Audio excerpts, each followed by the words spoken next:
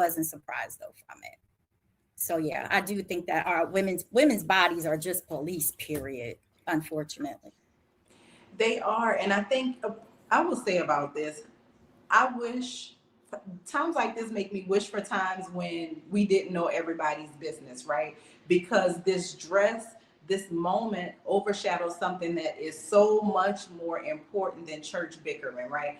That night, that gala raised $4 million that is to benefit the United Negro College Fund. As a matter of fact, proceeds from the event support student access to education across scholarships and through operational access, right? So I think that this is one of those times for me where we as a community of people, specifically Black people, are missing the point, in my opinion, because this night was about raising money for HBCUs, which don't get enough money, right? They are grossly underfunded. Many of the alumni don't have the money to fund them to the degree that other colleges and universities do.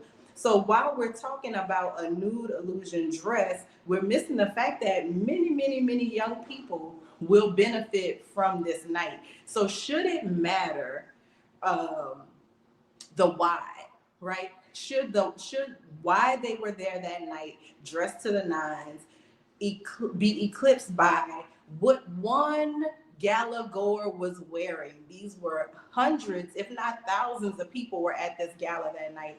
Should this benefit be eclipsed by what she was wearing? Deborah, what do you say about that? Absolutely not.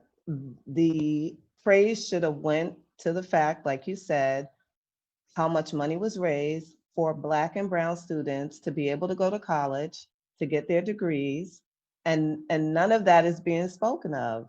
And that's one thing I don't care for the media about when it comes to our community. When it's something positive, we don't get the coverage.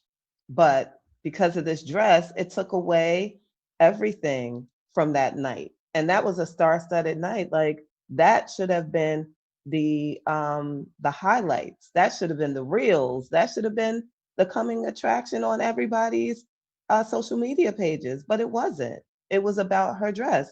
And his ex-wife previously wore like a jumpsuit like that before when they were married. We didn't hear any controversy about that when she wore it. So why are we hearing it now? It just he's much more make popular sense now, right, than he was then. He's a much more popular personality now than years ago when he and Giselle were still together. We do have another video, another perspective on this that we want to take a look at, and then we're going to dive into what we think about that. Can I tell you my opinion on the dress? This is why people don't want to go into ministry. What y'all missed while y'all were focusing on a couple's decision to wear a particular dress to the masquerade ball, right? And I know y'all saying this is not the one. This is them, I believe, at the Miguel Wilson event. Shout out to you, Miguel. But this is a couple who's high fashion. They were high fashion before they met. That's why they're a perfect match. And if you look at their Instagram and know them, they're always laughing, always having fun. And it just makes you, have hope about finding love later in life, especially with someone who's equally yoked and aligned, right? But here's what y'all missed.